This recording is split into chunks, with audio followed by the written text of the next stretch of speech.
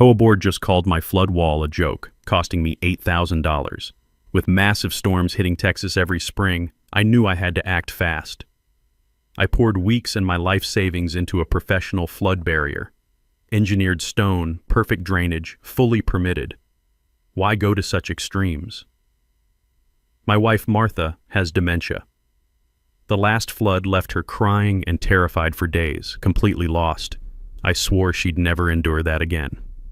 At the community barbecue, the board showed up laughing at my wall. "What's next, Donovan? Sandbags?" Winston sneered.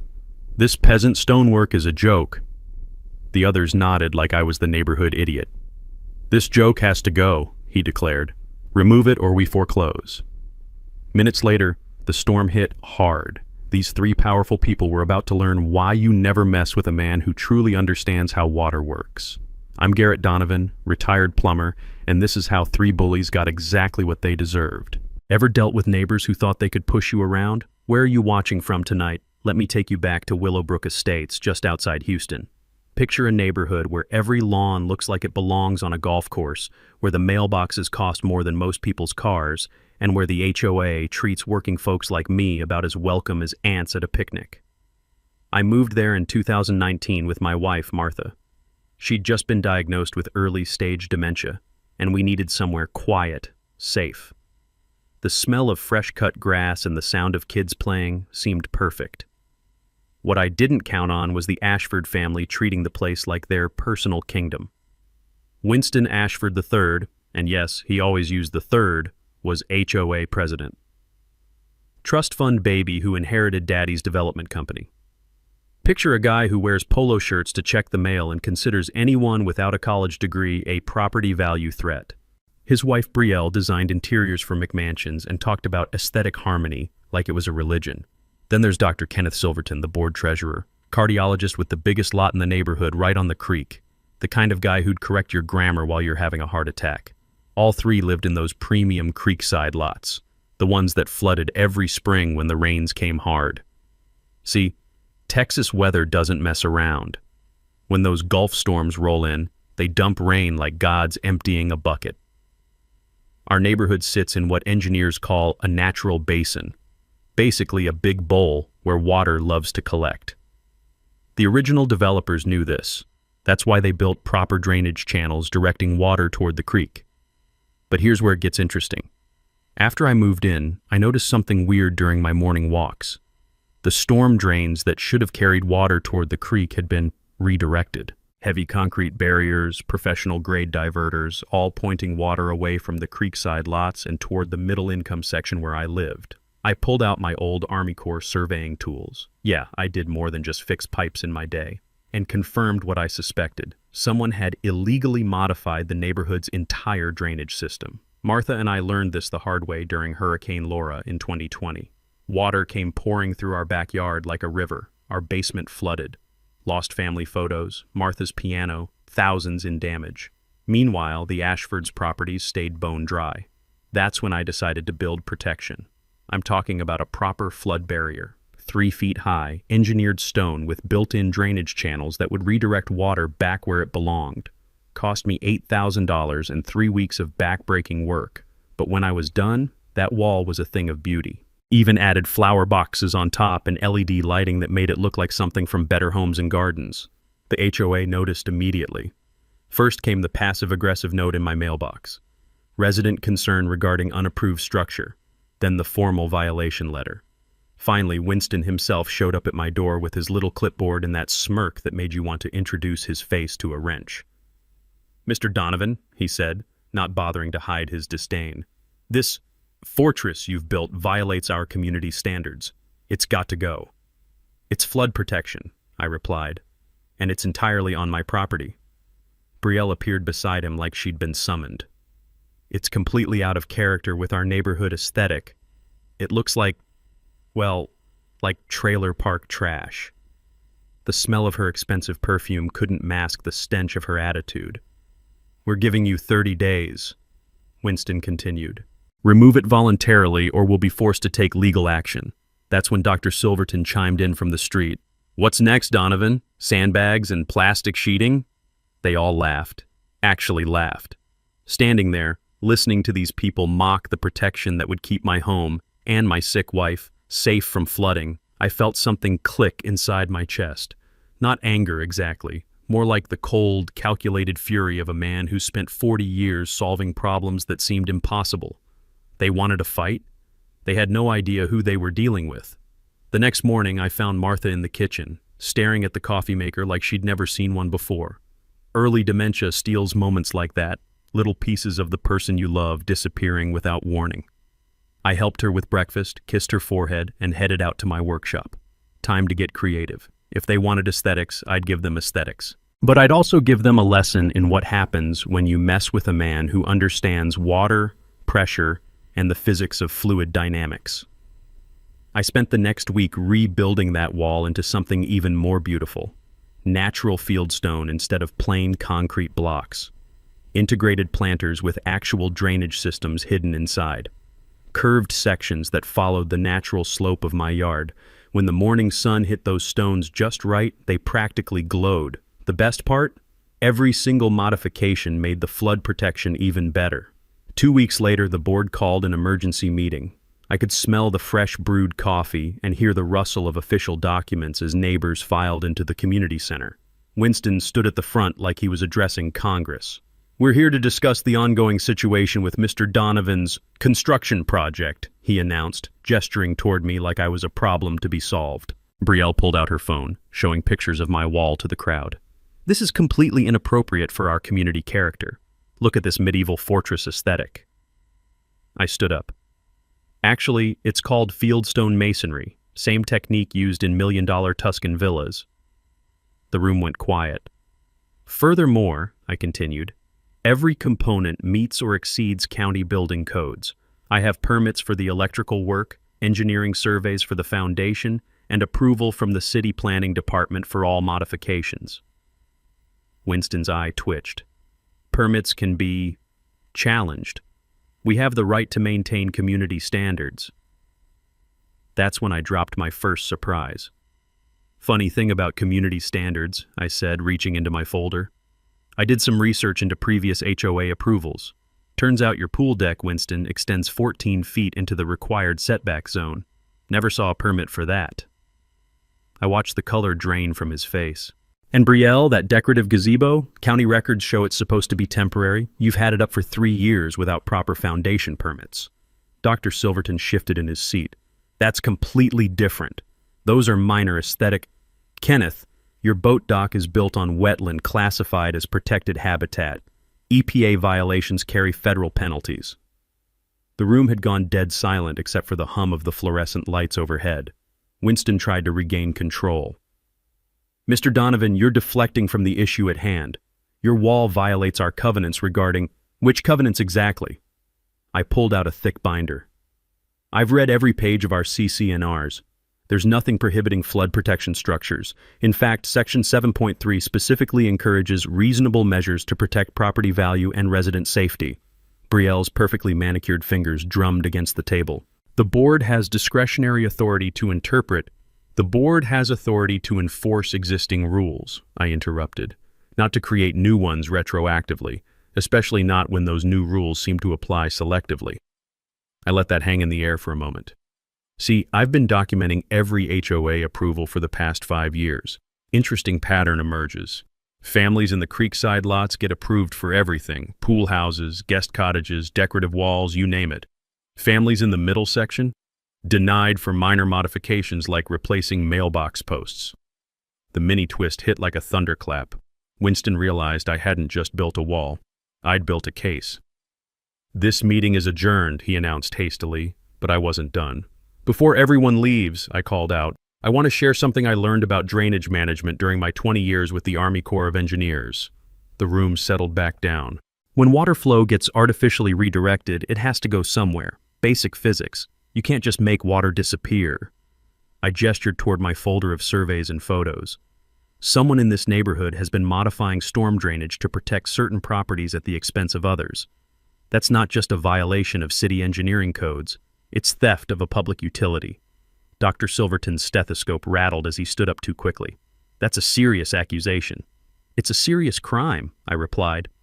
Carries fines up to $50,000 per violation, plus restoration costs. The city takes drainage modification very seriously, especially after Harvey. Winston's hands were actually shaking as he gathered his papers. We'll table this discussion pending further review. As people filed out, I caught bits of whispered conversations. Neighbors were starting to ask questions, starting to wonder why their basements flooded while others stayed dry. The seed was planted. Now I just had to water it. 3 days later, I was in my workshop organizing tools when I heard the rumble of official vehicles outside. Through my window, I watched a city inspector climb out of a white pickup truck, clipboard in hand. Behind him, Winston and Dr. Silverton flanked him like they were his personal bodyguards. The inspector was a thin man named Rodriguez who looked like he'd rather be anywhere else. The sound of his steel-toed boots on my walkway reminded me of military inspections. Precise, measured, inevitable. Mr. Donovan, City Building Department, we received a complaint about unpermitted electrical work. I wiped my hands on a shop rag that smelled of motor oil and honest work. Happy to show you around, everything's up to code. Winston stood behind Rodriguez with his arms crossed, wearing the kind of smug expression that begged for a reality check. We'll see about that. For the next hour, Rodriguez examined every wire, every connection, every junction box in my flood walls lighting system. I watched him test voltage with his multimeter, checking each circuit against code requirements. This is professional grade work, he finally announced. Better than most contractors I inspect. I pulled out my folder, the one that was getting thicker every day. I'm a licensed master electrician, been maintaining that certification for 35 years. Here's my permit application, approval stamp, and final inspection from when I installed the system. Rodriguez examined the paperwork while Winston's jaw worked like he was chewing something bitter. Everything checks out, the inspector said. This installation exceeds current code requirements. That's when I played my next card. Rodriguez, while you're here, mind taking a look at something? I led the group toward the drainage area behind my property. I've been documenting some interesting modifications to our stormwater system. I pointed out the concrete barriers redirecting water flow, the professional-grade diverters, the way natural drainage patterns had been altered. Rodriguez pulled out his own measuring tools, frowning as he traced the water channels. This is all unpermitted work, he said slowly. Major modifications to municipal drainage require engineering approval and environmental impact studies. Dr. Silverton cleared his throat nervously.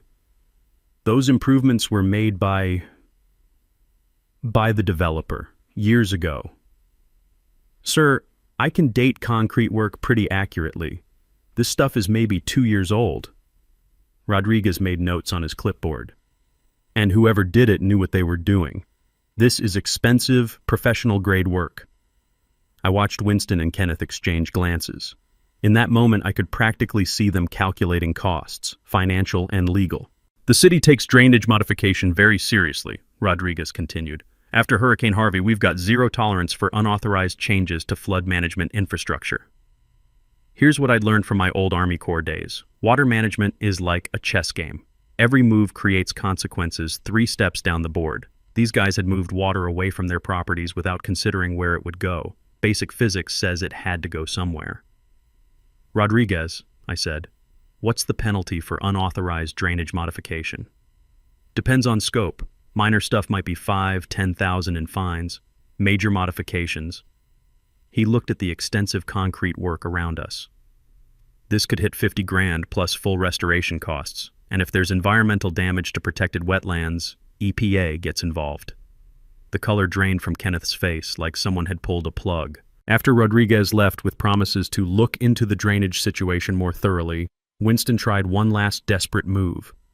Donovan, this is getting out of hand. Maybe we can reach some kind of accommodation. What kind of accommodation? You keep your wall, we drop the HOA complaint, everyone goes back to their normal lives. I leaned against my workbench, considering. The smell of sawdust and WD-40 filled the space between us. Here's my counteroffer, I said. You restore the original drainage patterns, you pay for the damage caused to affected properties over the past 2 years, and you resign from the board. Winston's laugh was sharp and bitter. That's ridiculous. We're not admitting to anything. Then I guess we'll let the city investigation run its course. Dr. Silverton stepped forward. You're making a serious mistake, Donovan. We have resources. We have connections. We can make your life very difficult. That's when I smiled. Not a friendly smile. The kind of smile that comes right before someone learns a lesson they'll never forget. Kenneth, you know what I learned during 40 years of fixing other people's problems? The bigger they think they are, the harder they fall. And you three, you're about to fall very hard. As they left, I could hear Winston's angry whisper. We need to accelerate this, get the lawyers involved, file for an injunction. Perfect. Let them escalate. Every move they made just dug their hole deeper. I had work to do. The legal papers arrived on a Tuesday morning that smelled like rain and bad decisions. Martha and I were having breakfast when the process server knocked, his clipboard thick with documents that rustled like autumn leaves. Temporary restraining order, he announced, handing me an envelope thick enough to choke a horse. You're ordered to cease all construction activities and remove existing structures pending court review. After he left, I spread the papers across my kitchen table. 43 pages of legal nonsense, but the gist was simple. The HOA was claiming my flood wall created dangerous water redirection that threatened neighboring properties. The irony was so thick you could cut it with a knife. Martha looked confused, that lost expression that broke my heart every time. Garrett, are those people trying to hurt us? No, sweetheart, they're just scared. Scared people do stupid things. I called my old Army buddy Jake, who'd become a civil engineer after his service. 20 minutes later, he was standing in my backyard with surveying equipment, shaking his head at what he saw. Jesus, Garrett, someone really screwed with the drainage flow here. Jake traced the concrete barriers with his laser level. This is systematic redirection on a major scale. How major? I'm talking about diverting maybe 40% of the neighborhood's stormwater away from the natural flow path. During a heavy rain, that's tens of thousands of gallons per hour. Jake's equipment beeped as he took measurements. The sound reminded me of medical monitors. Steady, urgent, diagnostic. Here's what's beautiful about your wall, he continued. It's not redirecting water at all. It's just protecting your property while allowing natural flow to resume. Can you put that in a report? Already working on it. That afternoon, Winston showed up with a lawyer. Not just any lawyer. Some downtown shark in a suit that cost more than most people's monthly rent. The lawyer introduced himself as Sterling Morrison, spoke in measured tones that dripped condescension. Mr. Donovan, my clients are prepared to be reasonable. Remove the wall voluntarily, and we'll withdraw the legal action. I gestured toward my patio chairs.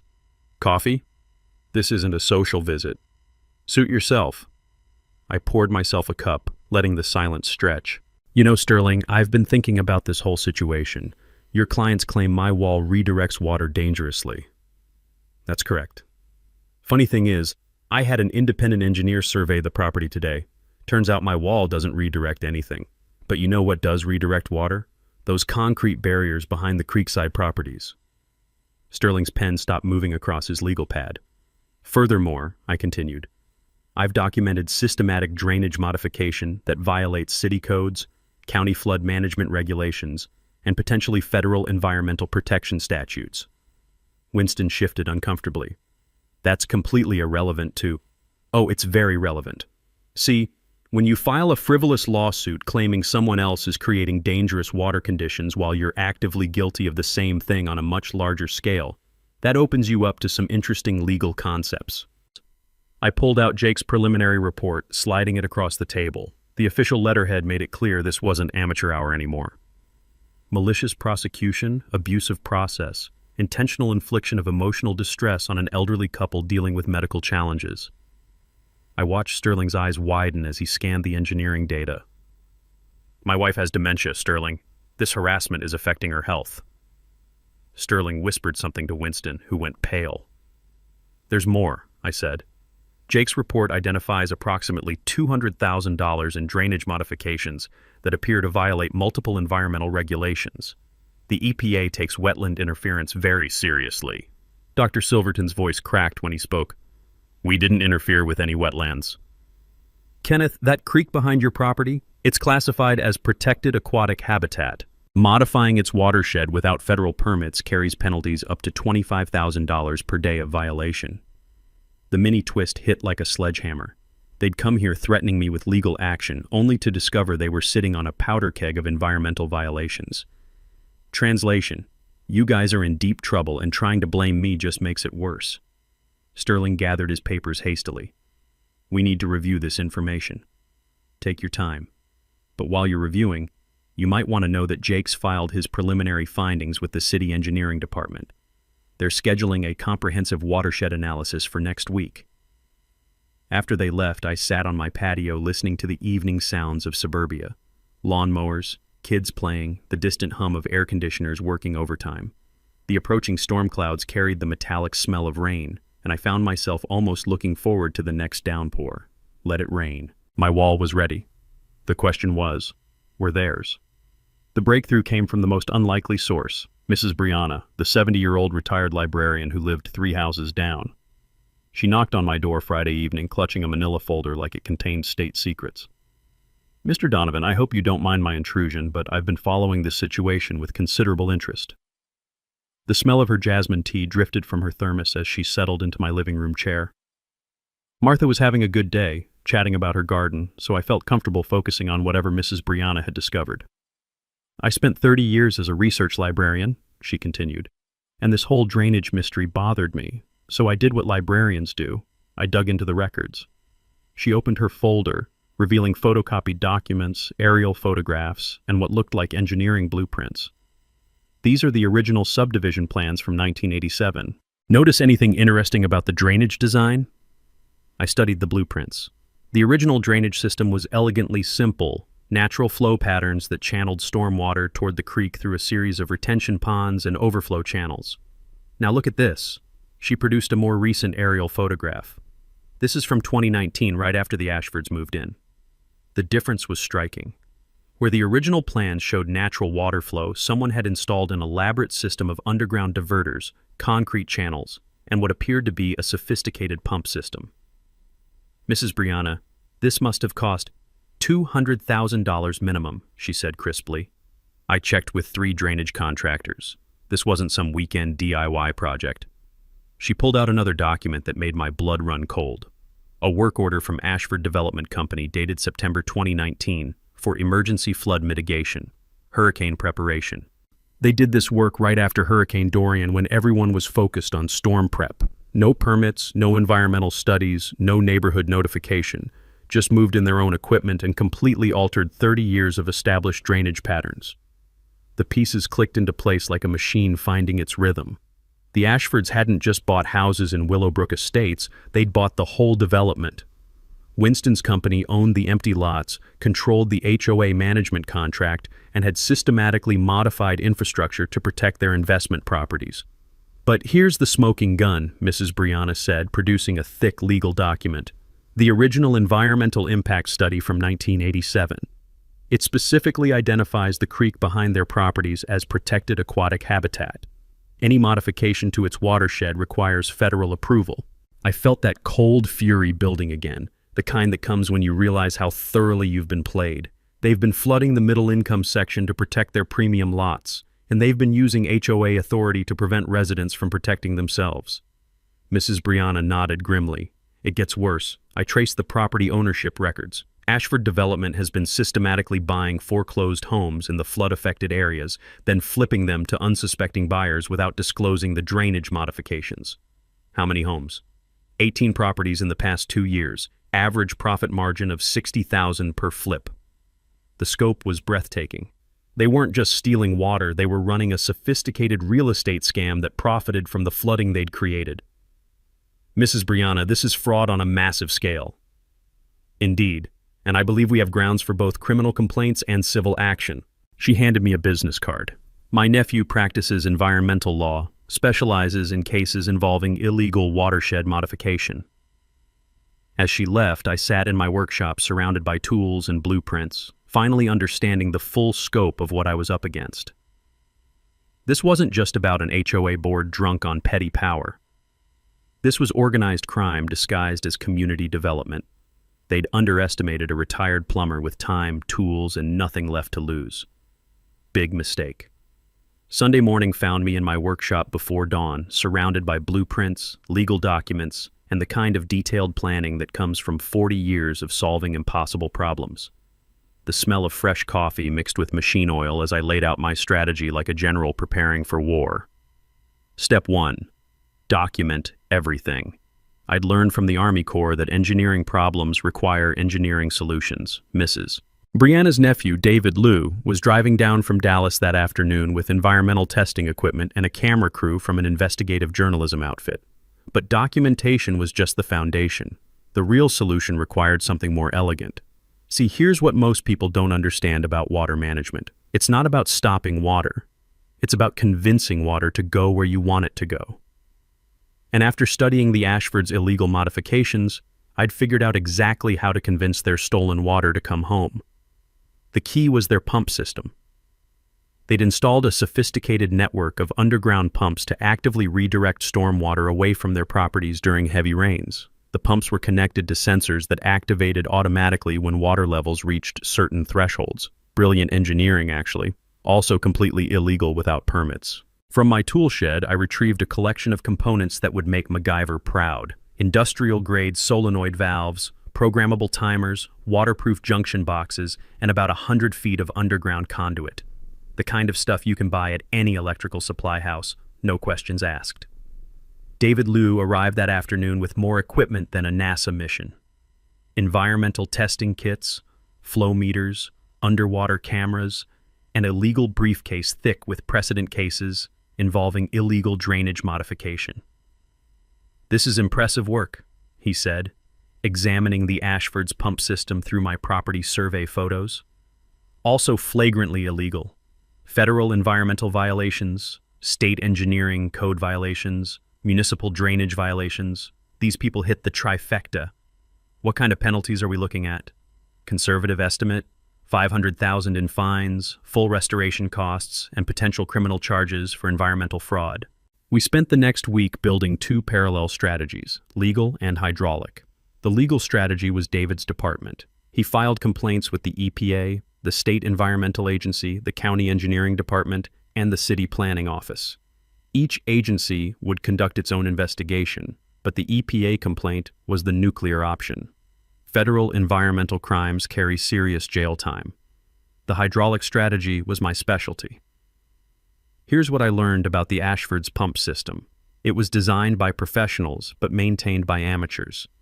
The control circuits were accessible through standard utility boxes, poorly secured, and connected to the neighborhood's electrical grid through meters that could be tracked.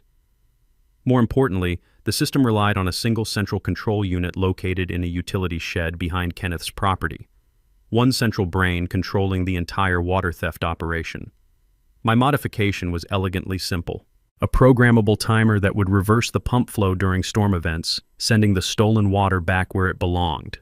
The beauty was that it would only activate during heavy rains, when the Ashfords would be too busy dealing with flooding to notice the pump reversal until it was too late. Installing the modification required some old-school breaking and entering skills I'd picked up during Army Corps emergency repairs. Nothing destructive, just accessing utility boxes, splicing control circuits, and adding my timer to the existing system. The kind of work that looked completely legitimate to casual observation. Wednesday evening, I recruited help from an unexpected source. The neighborhood kids. Tommy Martinez and Sarah Kim, both 14, both smarter than half the adults I'd met. They'd been watching the HOA drama with the kind of fascination kids reserve for adult stupidity. "Mr. D, you need us to be lookouts while you install your secret gadget?" Tommy grinned like Christmas had come early. "It's not secret, it's justice. And yes, I need lookouts." The installation took 2 hours on a moonless Thursday night. Tommy and Sarah positioned themselves with walkie-talkies while I accessed the central control unit. The pump reversal timer was a thing of beauty, completely hidden within the existing control panel, impossible to detect without detailed electrical knowledge. Friday morning, I tested the system with a garden hose, confirming that the pump reversal worked exactly as designed. Water that normally flowed away from the creekside properties would now flow directly back toward them during storm events. Translation: they'd spent $200,000 building the perfect weapon for their own destruction. The weather forecast showed severe thunderstorms arriving Sunday evening. Perfect timing for the neighborhood barbecue the HOA had scheduled at the community center, their annual spring social, where they'd undoubtedly spend more time mocking my flood wall. I spent Saturday making final preparations, waterproofing all connections, testing backup power systems, and ensuring my own property was completely protected. Sunday evening, as storm clouds gathered overhead, I felt the calm satisfaction of a job well done.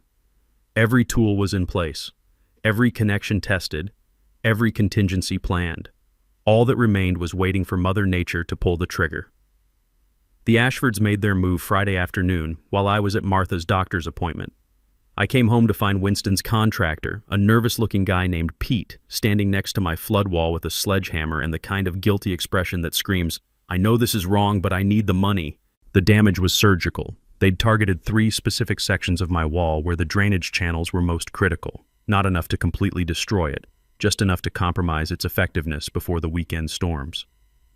Pete was loading his tools when I pulled into the driveway, and the look on his face told me everything I needed to know. "Afternoon, Pete," I called out calmly. "How's business?" "Mr. Donovan, Look, I'm just doing what I was hired to do."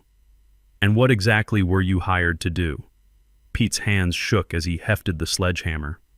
"Mr. Ashford said there were safety concerns, said the wall was structurally unsound and needed emergency modification." I walked slowly around the damaged sections, examining the precision of the destruction. Someone had done their homework. These weren't random impacts. They'd targeted the exact points where water flow would be most disrupted. "Pete, you know what's interesting? I've got security cameras covering this entire property. High definition, motion activated, everything backed up to cloud storage." The sledgehammer slipped from Pete's hands, landing on my driveway with a metallic clang that echoed through the neighborhood. "I also know you've been struggling since your divorce. Behind on child support, truck payment overdue, that kind of thing." I pulled out my phone, scrolling through the camera footage. "What did Winston promise you for this job?" $5,000, Pete whispered. "Cash. Plus he said he'd pay off my outstanding HOA fines." "Your outstanding fines that you can't afford because Winston's company has been systematically targeting working-class residents with selective enforcement designed to force foreclosures." Pete's shoulders sagged like a man finally understanding how thoroughly he'd been played. That's when Winston himself appeared from behind his Lexus SUV, walking toward us with the confident stride of someone who thinks he holds all the cards. The afternoon sun reflected off his designer sunglasses as he approached. "Donovan, I was hoping to catch you. Pete here was just completing some emergency safety work on your structure. Is that what we're calling vandalism now?" Winston's smile never wavered. "Pete documented several structural deficiencies that posed immediate danger to neighboring properties. We had no choice but to authorize emergency stabilization." I held up my phone, showing him the camera footage. "You mean you had no choice but to commit criminal destruction of property while I was caring for my disabled wife? That's a serious accusation. It's a serious crime. Destruction of property, criminal trespass, conspiracy to commit fraud. Pete here has been very helpful in documenting the details." Pete stepped forward, his voice stronger now. "Mr. Donovan, he told me you'd agreed to the modifications, said it was all approved by the HOA board." Winston's eye twitched. "Pete, Pete, I think you should know that Winston's been lying to you about more than just my wall." I pulled out Mrs. Brianna's research folder. His development company has been running a foreclosure scam, targeting residents with selective enforcement to force property sales. I showed Pete the documentation. The systematic targeting, the property flips, the illegal drainage modifications that created the flooding in the first place. You're not the first contractor he's hired for emergency work that happens to benefit his real estate investments. Pete's face went through several shades of red before settling on the kind of angry that comes when a working man realizes he's been used as a tool by someone who sees him as disposable. "Winston, you son of a—" "Pete, I strongly advise you to consider your legal exposure here," Winston interrupted desperately. That's when I played my trump card. "Pete, here's what's going to happen. You're going to help me repair this damage properly. In exchange, I'll pay you the $5,000 Winston promised, plus materials, plus a bonus for the security footage showing exactly who ordered this vandalism." Pete looked between us, calculating his options. "And Winston, you're going to reimburse me for those payments, because the alternative is criminal charges and a civil lawsuit that will make your environmental violations look like parking tickets." Winston's composure finally cracked. "This is harassment. I'm calling the police." "Please do. I'm sure they'll be very interested in the evidence of criminal conspiracy and destruction of property. Plus, the FBI tends to take environmental fraud seriously these days." As Winston stormed off, Pete and I stood in my driveway listening to the rumble of approaching storm clouds. "Mr. Donovan, Why are you helping me? Because Winston's been treating working folks like disposable tools for too long. Time someone fought back. The mini twist was perfect. Winston's own contractor had become my star witness. Saturday morning brought one of those emails that makes your blood pressure spike before you've had your first cup of coffee. The subject line read, "Urgent Neighborhood Safety Concern," and came from the official HOA board address. The message was a masterpiece of bureaucratic intimidation disguised as community concern.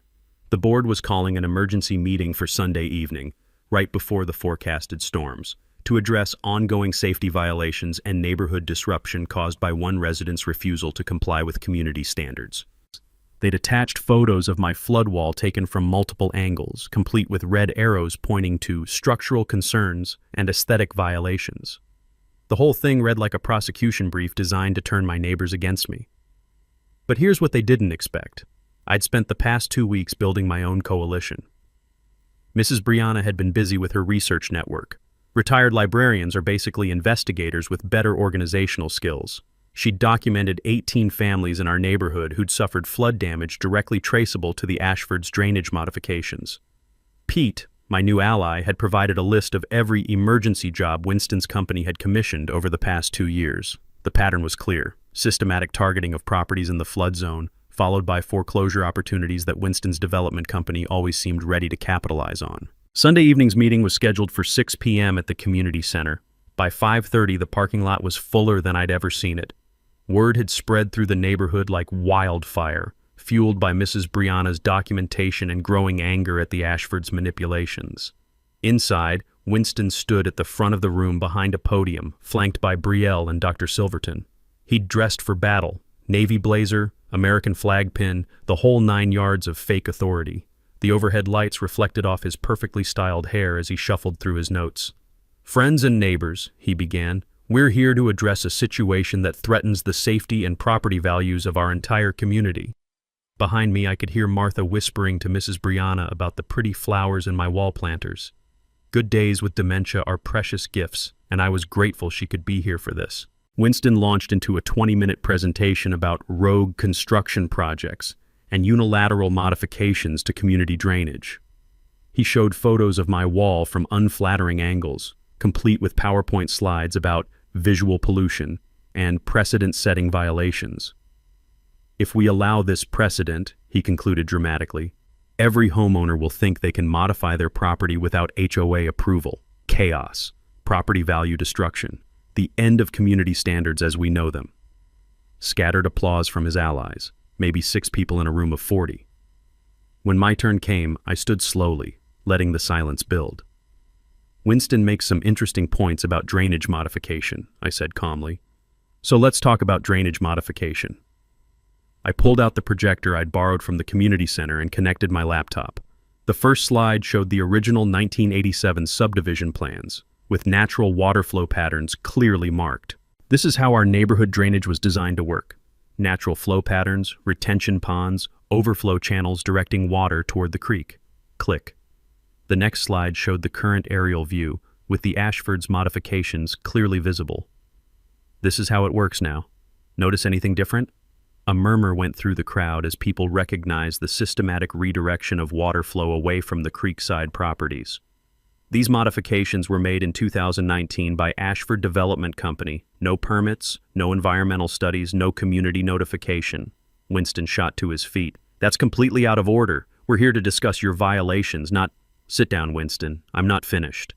The authority in my voice surprised even me. 40 years of solving problems had taught me when to speak softly and when to project command.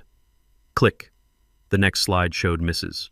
Brianna's research: 18 properties, flood damage costs, foreclosure timeline, and Ashford Development's subsequent purchases. Here's the pattern. Ashford Development redirects drainage to cause flooding in the middle income section. Properties suffer repeated flood damage. Insurance companies drop coverage. Families can't afford repairs. HOA fines pile up for maintenance violations. Foreclosures follow. Ashford Development buys properties at auction prices, then flips them for massive profits. The room erupted in angry voices as neighbors recognized their own stories in the data. Translation: they've been systematically destroying our homes to line their pockets.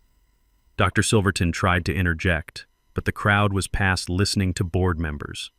My final slide showed the EPA complaint, the criminal investigation, and the estimated penalties the Ashfords faced for environmental fraud. So when Winston talks about dangerous drainage modifications threatening community safety, I concluded, he's absolutely right. He just forgot to mention that he's the one who made them. Thunder rumbled outside as the first drops of rain hit the community center windows. Perfect timing.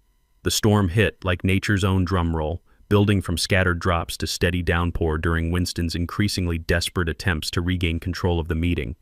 Outside the community center's windows, lightning flickered through sheets of rain that looked like God was power-washing Texas. "This is all speculation and conspiracy theories," Winston shouted over the growing noise of rain on the metal roof. "Mr. Donovan is deflecting from his own violations by making wild accusations." That's when the lights flickered and my phone buzzed with the weather alert I'd been waiting for. Flash flood warning. Take immediate action, Mrs. Brianna leaned over to whisper, "Garrett, shouldn't we be concerned about the flooding?" "Don't worry," I said loud enough for the room to hear. "My wall is designed for exactly this kind of storm." Through the windows, we could see water beginning to pool in the community center parking lot. The storm drains were struggling to handle the volume, exactly as predicted. Winston seemed oblivious to the developing situation outside, still trying to rally support for his position.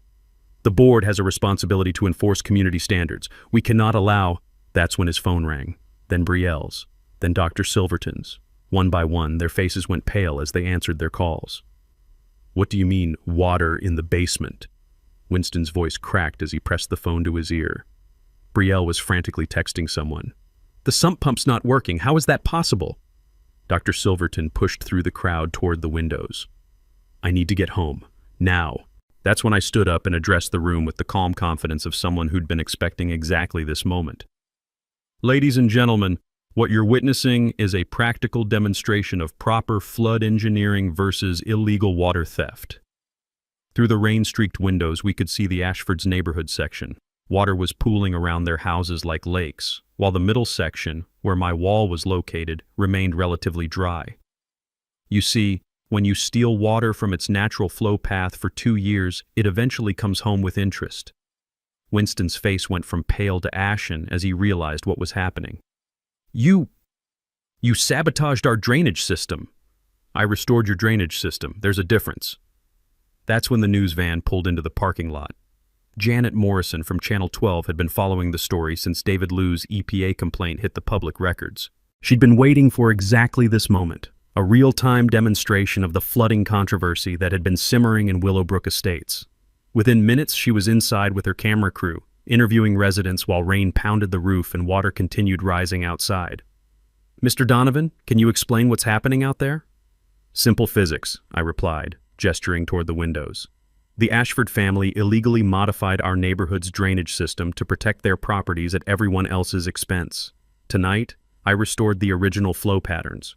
Water's going where it was always supposed to go." Winston grabbed the news camera, his desperation finally showing. "This man has sabotaged private property. He's criminally liable for—" "Mr. Ashford," Janet Morrison interrupted, "are you saying your drainage modifications were legal?" Those were emergency flood protection measures." "Did you obtain permits for those modifications?" Winston's silence was answer enough. That's when Pete arrived, soaked to the bone and grinning like he'd won the lottery. "Mr. Donovan, you gotta see this. Winston's basement is completely flooded. The whole pump system's running backwards, sending water right back where it came from." The camera crew followed Pete outside for what would become the money shot of the whole story. Winston standing knee-deep in his own flooded driveway, frantically trying to operate a manual sump pump while water poured through his front door like Niagara Falls. "Help me!" he screamed as the camera rolled. "Someone help me shut off the pumps!" I walked calmly through the rain to where Winston was struggling with $50,000 worth of flood damage in real time. "Winston, you know what's beautiful about properly engineered flood protection? It works exactly as designed. Turn off your sabotage device. My house is being destroyed." The camera captured every word as I delivered the line I'd been practicing for weeks. "I didn't sabotage anything. I just gave your stolen water back to its rightful owner. Turns out Mother Nature has been wanting to have a conversation with you for quite some time." Behind us, Brielle was crying as she watched her designer furniture floating through her living room. Dr. Silverton was on the phone with his insurance company, learning in real time that coverage doesn't extend to flooding caused by illegal drainage modifications. As emergency responders arrived to help with the flooding, Janet Morrison turned to me with the kind of smile that means someone's about to become famous for all the right reasons. "Any final thoughts, Mr. Donovan?" "Yeah. When you mess with water, water always wins." The aftermath unfolded over the next 6 weeks, like dominoes falling in slow motion, each consequence leading inevitably to the next. The EPA investigation moved faster than anyone expected, probably because Mrs. Brianna's nephew had provided such comprehensive documentation. By the end of May, Ashford Development Company faced federal environmental violations totaling $847,000 in fines, plus mandatory restoration of all illegal drainage modifications. Winston's insurance company voided his flood coverage the moment they learned about the unpermitted modifications. Turns out, artificially redirecting municipal drainage systems counts as intentional property modification that eliminates coverage. His basement restoration costs hit $180,000.